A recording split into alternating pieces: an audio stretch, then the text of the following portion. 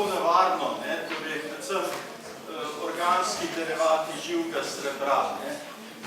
Vsi hranimo nekaj tega živega srebra, tudi je bilo, ne vem, če bi prepovedali.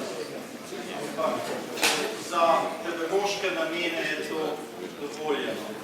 Zdaj v kreveti je živo srebro, noter damo eno leseno palčko, torej živo srebro bo prešlo v ustrezno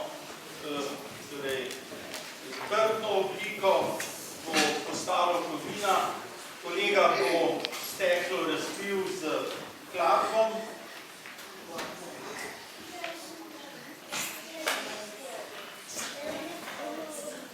Zdaj treba je nekaj časa, da pride do nastanka trdnega živega srebra.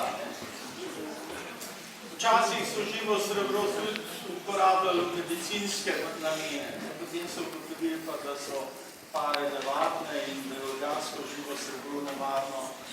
Predvsem znana japonska bolezen ima mata, torej tako da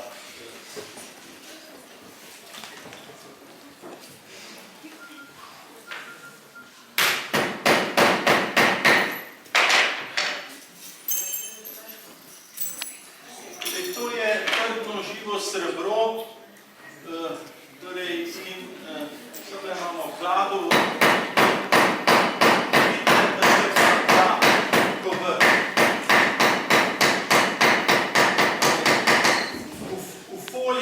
ne znamo izvleči, ampak to nam lahko oprostite.